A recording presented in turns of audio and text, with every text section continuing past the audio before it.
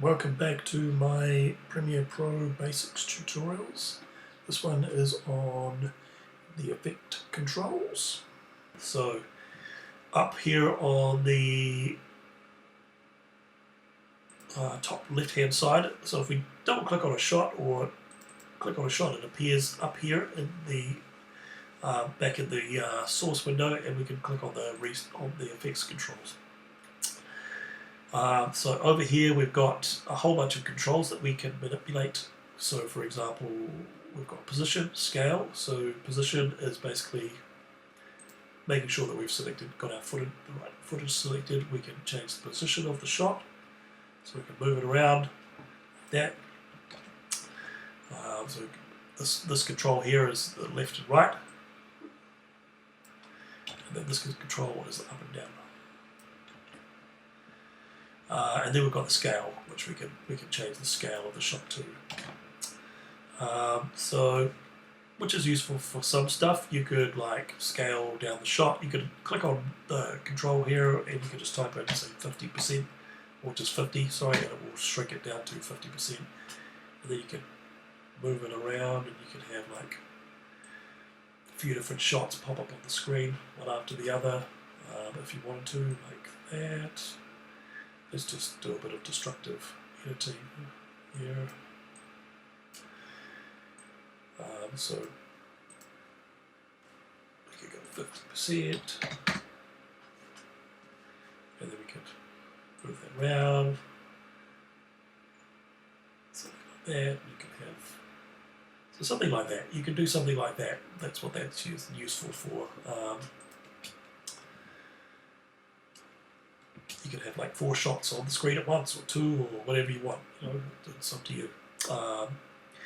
You've also got rotation, so you can rotate the shots if you want to. I don't know what you would use that for. The anchor point, that's to do with the rotation as well. So the anchor point is the point at which the shot rotates around. You can change where that is on the screen. I wouldn't bother with that. That'll be more useful for when we do visual effects. You've also got the opacity controls, so I'm just going to change that one back up to 100 and put that back to its original setting. So the default is 540 by 960. Here we go. And so we've got opacity. We've got these little drop down arrows, and we can change the opacity of the shot to 0. So a 0 opacity means no opacity. I'm just going to move that over. And we can also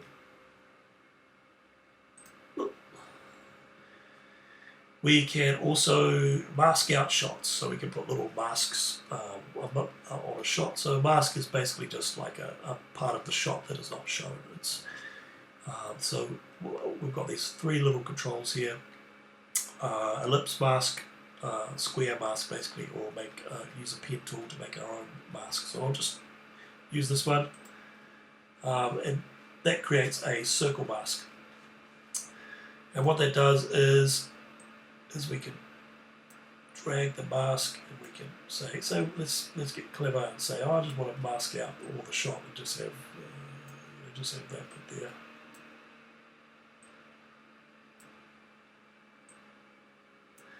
There we go.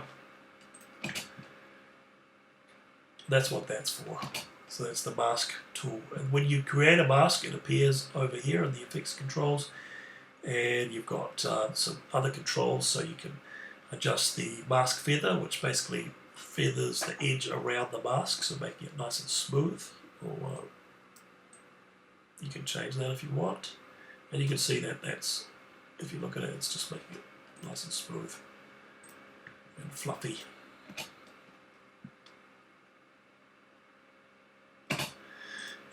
So that's what that one does. And you can change the opacity of the mask as well, so you can make that 100. And the mask expansion, you can make the mask edge bigger as well, or smaller. You can also invert the mask. So clicking that one inverts the mask, and then that gets rid of the flips it upside down basically, so then you've got rid of the ball and then you're left with the sky. So that's the mask controls there. And time remapping, there's a time remapping control down the bottom there as well, which is to do with the speed and duration. So yeah, you can play around with that one as well. That one's got a keyframe button set on it already.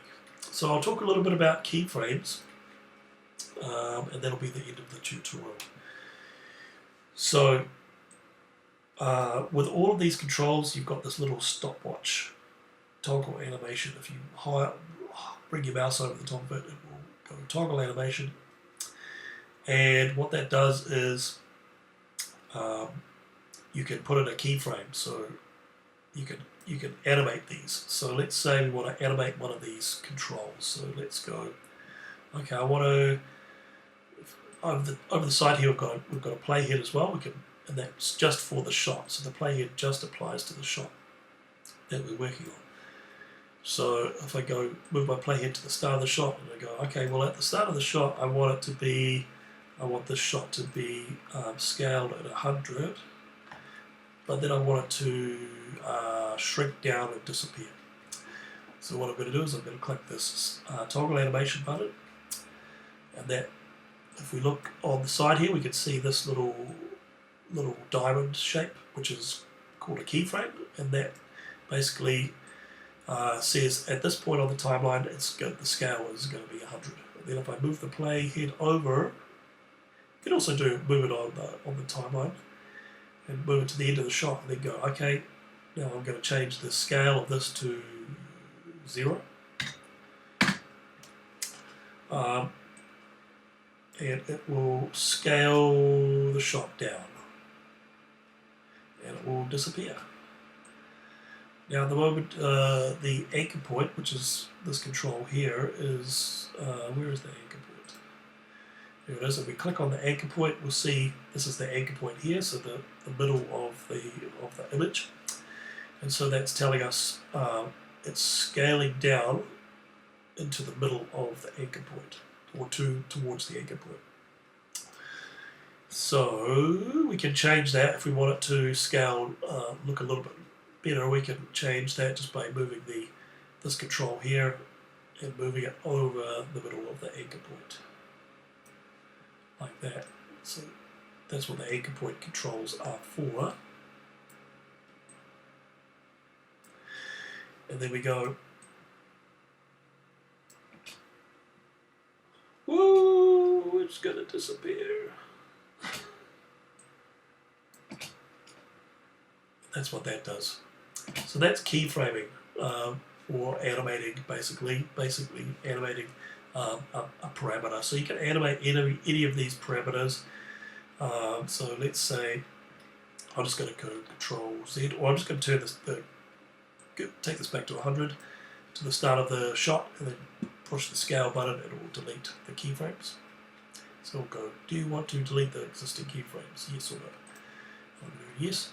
Delete those, and it will get rid of them. So then we've got no keyframes. So let's say we want to keyframe the mask feathering. So we'll go mask feather, move the timeline over, and change the feathering to, whoa, eventually it will disappear as well. So it's another little basic animation you can do.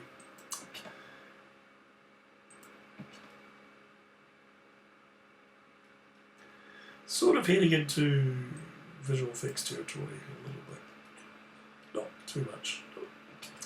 That's so you can animate any of these properties if you want. So the rotation, you can animate the rotation, make it spin around. Depends what you want to do. But for the purposes of the projects that we're going to be working on, you're not really going to be animating this sort of stuff, because this is all sort of motion graphics territory, which we'll be doing later on in the course anyway, so don't worry too much about those. Don't get too carried away with doing this sort of stuff. Focus on just editing shots together and getting them into a nice looking sequence. Cool. And with that being said, I will just quickly show you guys the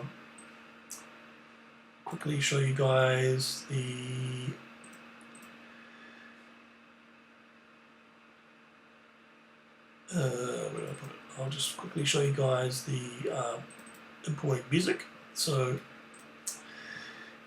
we've got our shots here, and we can import some music. So with the first few projects, we're just going to be making montage type videos with shots put to music. So I'm just going to grab one of these shots, one of these pieces of music. I've got my music tracks here, and you can just drag them onto the timeline. And they will appear also in your footage bin somewhere.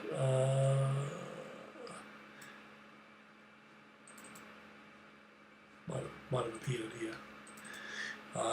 My bin with my shot. So I've got all my audio in this bin as well. I forgot about that. So you can also just drag it in from there.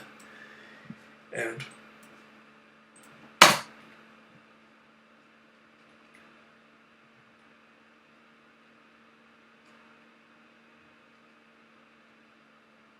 there we go. Dark brooding. Doesn't really suit the shots, does it?